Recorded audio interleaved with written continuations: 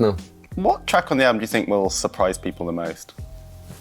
I think it's probably going to be Money Game Part 3, just because that was something, I know the narrative, the video concept, everything. I love films of characters who come from, it's like... What is going down, world? Welcome to the 40-year-old FUQ Boys podcast. I go by the name Black Pegasus. And, I wanted to dive into it, man. Me and Don reacted to Money Game 3, and it was epic. It was a movie. It was a movie, you guys. True indeed. But, we had questions while we were watching it, and while I'm recording this, I believe Knox Hill and Ren are going to sit down and do a full shebang. So we're going to get more answers. But I thought it was cool because this morning I was watching part of this interview. And I was like, man, I want to talk about this because I was reading some of the comments. Some people are going crazy because of, I feel like there was like a political turn with the performance piece of Money Game 3, talking about like greed and, corporate greed and kind of like that, politicizing things. Anyways, I saw this interview and I was like, yo, he's breaking this down. I was like, pause. Let's watch this, because there's a couple things I said too. I said I said Money Game 3 is a one take. It's a one shot. And people were going after me in the comments saying, no, it wasn't. And I'm trying to figure out, when we did our interview with Ren, he's talking about one takes and his most ambitious, try ever is going to be, I've seen that. Like, he's like, yo, this is going to be our most ambitious endeavor to do Money Game 3. And so I was like, oh, it's a one take. It's a one take. But let's see if that gets cleared up in this interview. So anyways, let's just get it started, you guys. Don't forget to like, share, and comment on all the content. If you rock with the vibe, subscribe to the channel. You know what it is. 40-year-old fuck boys are back in town. 40. The boys are back in town. 40-year-old fuck boys are back in town. The boys are back in town. 40-year-old FUQ Boys podcast. Malt liquor for your ears. 40. All right, you guys, let me get this logo down and pull the video up. Before that, I always ask you guys to help support the original content on the channel. But what I'm going to ask you for today is something very specific. If you guys could support our interview, we're releasing an interview this evening at 6 p.m. Mountain Standard Time. So some of my UK people might be in bed, but maybe when you wake up, we interviewed in studio, in person, MC Supernatural. And he is the father of freestyle rap. He innovated the space for us freestyle rappers. And that interview drops this evening at 6 p.m. Mountain Standard Time. So I would love for you guys to support it.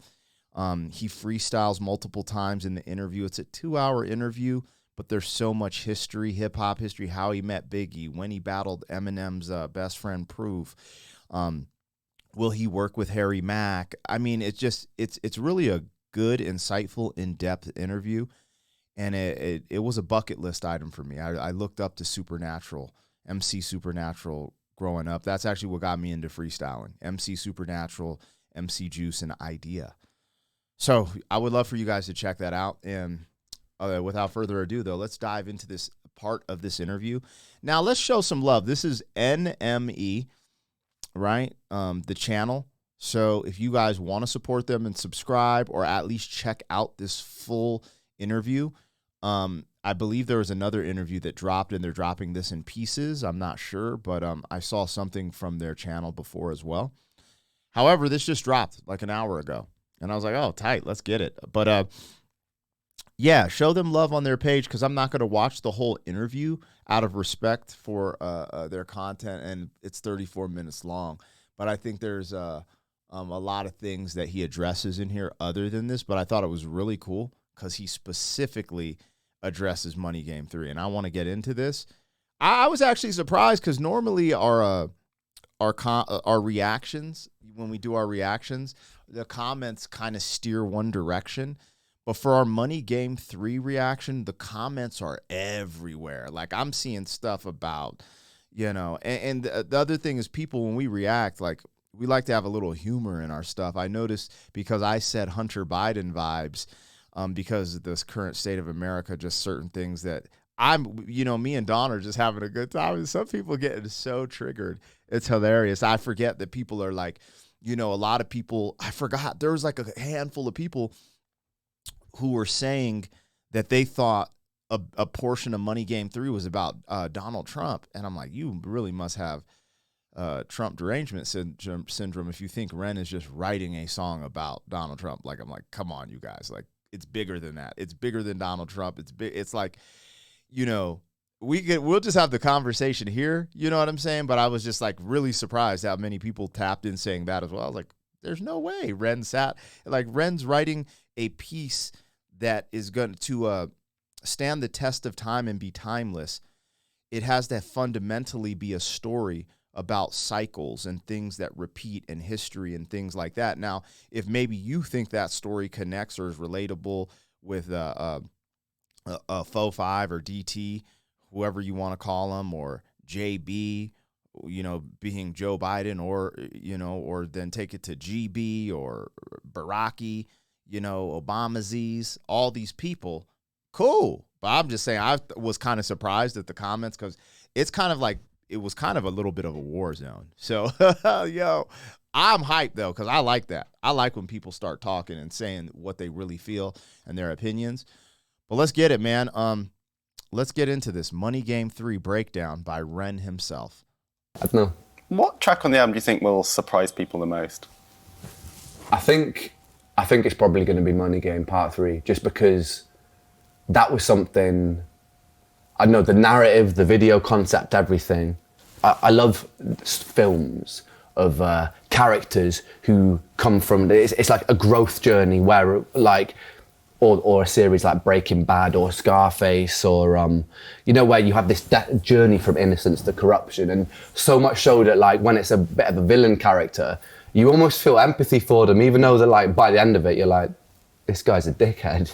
But like by the end of it, there's still a feeling of empathy towards them, because you're like, I can see what happened on that journey that created it. And I hadn't really heard a song like that had summarized that journey. And so I was like, I really want to write a song like that. That's incredible. That's incredible. It's interesting because there are those movies where you start rooting for the bad guy, where the villain becomes the hero, or you're like kind of rooting, like you're like, yo, he's kind of the underdog. You're kind of like want him to win. And to write a story like that is not easy. And one of the best stories, like, it's so interesting because I didn't know this. Maybe I should have. Now, I've never seen Breaking Bad, because that dropped in a time in my life where I'm just like invested in like podcasts and trying to learn about business through podcasting and different stuff like that, trying to find my way through the world. But Scarface, one of my favorite movies. Man, I have so many favorite movies I start thinking about. But anyways, let's not get off track. In Scarface, I didn't want Scarface to happen. I wanted him to be on top. Like, yeah, like, because you're used to these Disney storylines where, the prince and the girl get together and get married, live happy ever after, and sell off into the sunset in a boat, or in a wagon or whatever it may be, right? And, sometimes, and that's the era I came from, right? I'm 43, so a lot of the movies had a lot of happy endings, and I noticed this shift. There was always people who did dystopian stuff, but there was a time and place where you even had like your Star Wars, like there's dystopian moments, but the last one, they would end on a bright note, let's say. And then movies started to shift. And now I feel like there's always like a lot of dystopian things, endings and stuff going on. And because I came from this era of like happy ending, pause. What I personally like is that crazy twist in the film and then get to that happy moment. Because when I watch a film, I a lot of times want to be in this false reality because life is dystopian, right? So I just want to experience it through the film. However, I really do enjoy just good works of art So if it's dystopian or utopian or whatever you want to call it, I just vibe with it, right? Like if it's just good, like if the writer and creator of it. But that was tight that he put that together with the whole Scarface and Breaking Bad, and that he just wanted to write something. He never heard an artist really write something like that. And he's like, I'm going to do it. That's crazy. I guess what I'm trying to do a little bit is blur the lines between film and music, and that's always sort of something I've lent into a little bit more. So I think hopefully that's the one that surprises people, because I got very inspired by writing it. What's the concept for the video? The concept for the video, it's an interesting one. It's a journey, so it's me as the narrator, but I'm also like the narrator, the character, the perpetrator, the witness, all at the same time. A bit like the first Money Game. I'm sort of embodying a few different things, and then I'm walking through this warehouse. It was like, we went to the Secret Garden party. It was a boiling hot day. I managed to get like 20 extras in these hostage sacks. It was sweaty, mate. It was painful, but we pulled it off. But and the concept is basically it's me moving as the narrator, and it was all done in a one shot. It was moving through different. City boy, city boy. It was what? It was what?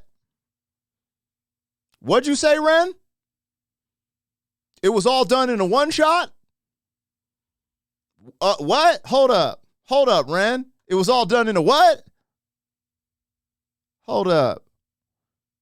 Pulled it off, but and the concept is basically it's me moving as the narrator, and it was all done in a one shot. It was moving through.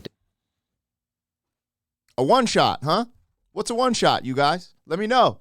Does that mean one take, or am I saying it incorrectly? I'm messing around. But there was a few people that got on me in the comments. Be like, this isn't a one take. This isn't a one shot. Da-da-da-da. He just said it was a one shot. What the hell? Like, am I tripping? Did he not say that? This is a one shot.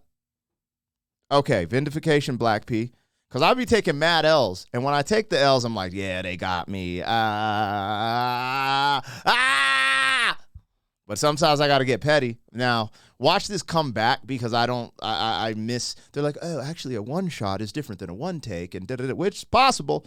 It's possible. But I'm just going off the conversations we had in our interview and conversations he's had after that about doing Money Game 3. So, anyways, I don't know, man. I did get it wrong. I was like, yo, I think Knox Hill is playing the piano, or in the position of the piano. I didn't realize that they actually went all out and there's someone really playing the piano, and he just did it like high Ren, like, yo, everything is straight performance, which is cool. I forgot y'all said his name. Y'all can tap that in the comments. Shout out to, and Wolf Johnson called me out and sent me a picture of the dude who was actually playing the piano. Shout out to the Wolf. But it's great. It's great. I didn't know. And that's what's fun about doing authentic reactions, is be like, yo, this is what I think, man. What if they just put him in that position? They didn't, but that's what's fun about going out on a limb with these reactions. Anyways, you guys tap in. Let me know, what is a one shot then, huh? Well, he said it's a one shot. He said Money Game 3 is a one shot, one take.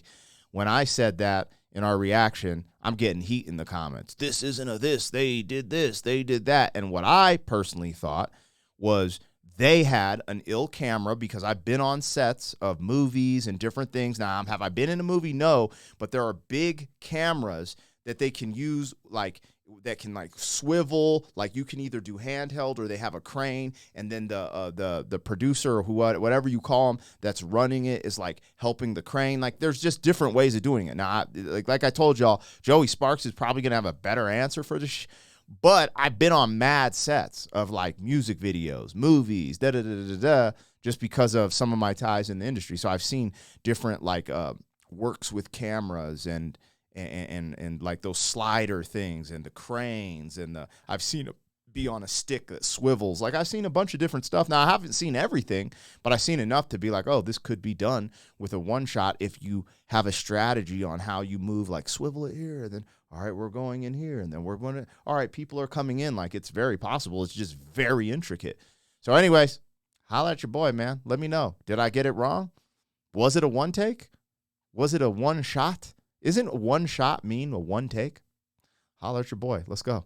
Different phases of this person, Jimmy's life, from the point of birth to corruption, and there's themes like his dad. And it was all done in a one shot. It was moving through different phases of this person, Jimmy's life, from the point of birth to corruption, and there's themes like his dad's coming in almost relentlessly pushing him to strive for more, to be ruthlessly greedy, to almost like the embodiment of like the negative sides of the American dream, right? Be ruthless and chase what you want, and it doesn't matter if you step on anybody on the way. It's just like, and I wanted to capture that because it can become quite an insidious force. So I really wanted to capture that in narrative.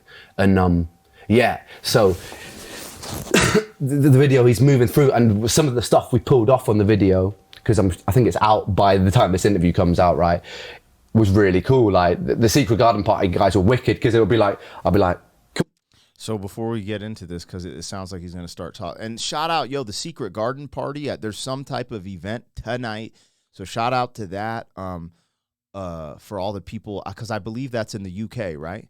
And that's where they shot this, which is crazy that the same place they shot it, they're just so cool working with him on that level. I wanted to highlight how he said it's like the video's kind of highlighting the negative side of the American dream, right? And the interesting part is that he said that, the negative side of it, because there's a negative and a positive side of the American dream. And if we want to get deep on it, there's a negative and positive side to capitalism, with innovation. And there's a huge argument that capitalism has helped more than it has hurt, right? That the American dream has helped more than it has hurt. But the negative side is dark. And I have these conversations with people and in my head all the time trying to figure out, because, there's a concept of you want to be on the right side of history. But then, remember at the end of High Ren, it's almost like he's like saying there's no answer, right? He's like, in his words, he says it's a pendulum going back and forth, right? And as because I've always thought of these things since a young kid, and I said this in our Money Game 3 reaction, it just kind of hit me that it's like cycles, right? Cycles like the ecosystems and cycles, the circle of life. And this to chase, let's say, perfection, or let's say utopia, or let's say to chase utopia, which is like this happy, all-encompassing thing. I always thought, I was like, I don't think that's possible, because when I look at history, ecosystems, even science, the universe, it's always about balance. You guys always hear me talk about balance on the channel. Cliche, I guess you could say, but it's all about balance, right? And to have that balance, it goes back to that pendulum, the light and the dark, and you're just swinging back and forth. And I like to think about these things, but I was just thinking about it's all cycles, and just that's the one thing. There's winners and losers in life. And I know in this current day in society, people don't want there to be losers. They're like, oh, here's a participation, da-da-da-da. But in nature, there's no participation prize. Like if you're a gazelle and you run too slow, you might take a L that day with the lions. It is what it is, right? There's no participation prizes in nature. There's winners and losers. And then there's people who float in the middle ground, or things that float and kind of exist. Because it's just unique. It's unique. But I like that he said that, because the American dream has been so powerful for so long. Currently, right? We're the leading power, and even a lead in a lot of cultural things. And that's starting to shift. As an American, I try to, fight for things that I believe, to keep the beauty, like the positive side of America alive, because there's a lot of positive. People always forget that. When you're the leading person, it's always like that, man. When you're number one, you have the target on your back. But if I'm keeping it absolute honest, I believe we're witnessing the fall of an empire, and we're seeing the demoralization of America, and it is going to be an interesting ride. But I do like that he highlighted the negative side of the American dream, because there's a very positive side of the American dream, and we've seen that as well, right? However, the negative side can be very dark, right? But as a world globe, we're all connected a lot more closely than we would think. And so I just like that he highlighted that there, and it gives you a moment to think. And I know people are going to like maybe try to landslide me. America's this, America's that. But there's a positive side to it, a very positive side to America. And start thinking of the global as a global thing, right? Like when you start trying to throw darts at America, I'm not saying he's doing that. I'm saying that when I start talking about these things, people can get triggered in the comments and start throwing darts at me for America purposes. We got to think of the world in its entirety, right? We got to think of China, Russia, Ukraine, India, you know, the Middle East, you know, Palestine, Israel, blah, blah, blah. You got to think of all these different things. So, yeah, I do like that he said that, though. And I just wanted to highlight that. I don't know why. Obvious, I'm American, so I'm like, I'm going to talk about it, you know. He didn't get in depth and say why this or his nuances, his perspective, because he's a nuanced. I know that Ren's more nuanced in a sense. That's why I gravitate to a lot of things, and these are complicated subject matters, and I think sometimes people take it certain things surface level in a sense, and there's more depth to it. But yeah, there you go. Some of the stuff we pulled off on the video because we wanted to capture that in narrative, and yeah, so.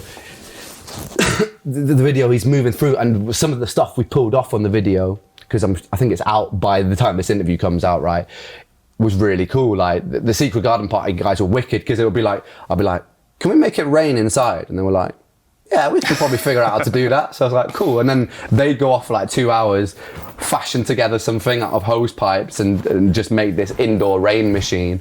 And then we just had a lot of cool things, and we had a lot of really cool people on board. This guy, Bo, who was the camera operator at the time, he just came up with some really wicked cinematic ideas for the shots where you have these crazy panning shots. And because it's all done as a one shot, it's really important that it remains one shot. There it is again, all done as a one shot. Visually engaging, because I don't know if did you ever see the film Victoria? Right, so there's this, I really recommend it. It's like this independent film.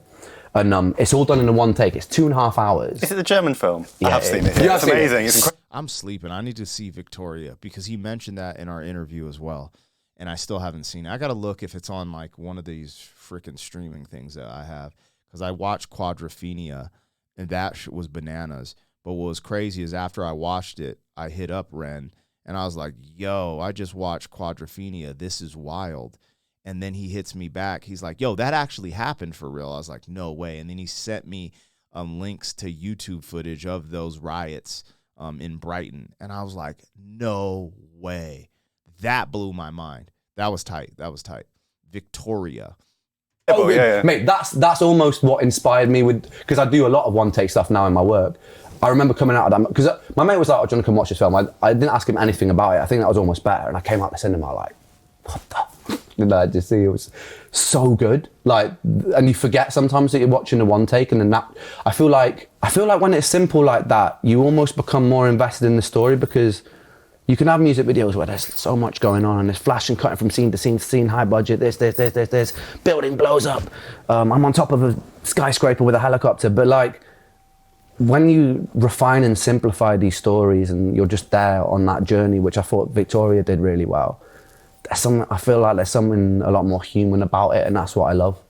Like, trying to tell those stories and make them a lot more human. When you're working on the track, are you kind of thinking of the visuals at the same time, or does the visuals tend to come later? My mind works very much like that. Okay. Yeah, and I think because I started as a producer rather than a songwriter, I've always kind of had this 360 view, and even when it comes to the music videos as well, I'm almost imagining the music videos as I'm producing it, and they both steer each other. So like, I'll be coming up with the music video. So when I was writing Sick Boy, for example, there's this dialogue between me and the therapist.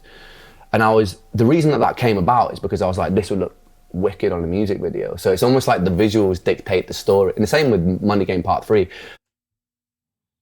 That's wild. Because as an artist, a hip hop artist who writes music and does music videos, typically I write my music first and then I go into the concept, because I don't make the beats, which he does. But I'll write the song and then I'll be like, yo, I'll try to, like, I actually have a song, and People kind of slept on it. It's called Food for Thought. It's on my channel. The video's crazy. The video is like one of the best music videos I've ever done. Like, it's put together really well. Like, storyline, it's like really cool. Maybe the song didn't grab people because it's like this piano and it's just all laid back. But I think about that, how we came up with that storyline. And I definitely didn't write. I wrote the song, then I sat down with my video guy and he's like, this song is amazing. What if we did this? You know, like Ronald McDonald, the Colonel, and the Gatorade guy abduct you and force feed you junk food, blah, blah, because the song's called Food for Thought, and it's about, like, getting healthy and eating healthy foods. And I was like, bro, let's go. So, dude, that's incredible that he's writing and producing the song and starting to think of the treatment, the video treatment. And the therapist. And the reason that came about is because I was like, this would look wicked on a music video. So it's almost like the visuals dictate the story. And the same with Money Game Part 3. Like, there's a moment where I'm like, I end up paralyzed in a wheelchair. And the reason I put that in is because I thought, visually it would be so unexpected and great if this nurse comes in and wheels in a wheelchair. It's crazy too, because this is the moment that Don said he was getting Scarface vibes, right? Look at how he's sitting, his demeanor. When Scarface was sitting on the table, he had the white on his face. It's the end of the movie, and he's just sitting there. That's the vibe. He said Scarface in Breaking Bad at the beginning of this. It's kind of cool seeing all these little things intertwine, and also intertwine with our actual reaction of Money Game 3. It's tight. I'm vibing with it. There's a moment where I'm like, I end up paralyzed in a wheelchair. And the reason I put that in is because I thought, visually it would be so unexpected and great if this nurse comes in and wheels in a wheelchair. So yeah, for me, it's almost like 50-50 in a way. So like, because I know a lot of artists, they do the music and then they conceptualize the music video, but I feel like a lot of the time, while I'm writing the songs, the music video is becoming, it's so much an integral part of that creation process. Yeah. Are you someone who can inspiration strike for you at any point, or do you have to kind of think, right, today's the day I'm going to go and write, I'm going to set aside some time? Like, how does it tend to work for you? I think it works both ways, man, because like, yeah, sometimes I'll just be like, you know, I'm going to sit down and I'm going to produce some music and I'm going to play around with things until I find inspiration. And then, yeah, other times it can just be, the time it normally mostly strikes me is when I find a new artist or watch a movie or something that's I haven't experienced before. I love finding like new artists and they do something and I'm like, damn, this is so good. And then there's almost like this inner, no, it's the Aries in me, but like this inner thing of like, I didn't know he was an Aries. I'm an Aries too. That's wild. Huh. I've got to make something really good. And then like, I'll just like go off and be like, I get so inspired. It happened when I first saw Tash Sultana doing her loopy thing in the bedroom with Jungle, and it happened with a bunch of movies that I watched. But yeah, when I love those moments, or even if I see a live show, I'm like, that was phenomenal. It just forces me, I think, to strive for better if I see someone doing something incredible. So that's usually like one of the richest sources of inspiration for me, actually. All right, you guys, I'm going to cut this one because we're about at 30 minutes, and I really just wanted to hear the Money Game 3 breakdown. This is a 34-minute interview. Go check it out on NME's page. Make sure you're supporting the Money Game 3 release. Let's get that to whatever.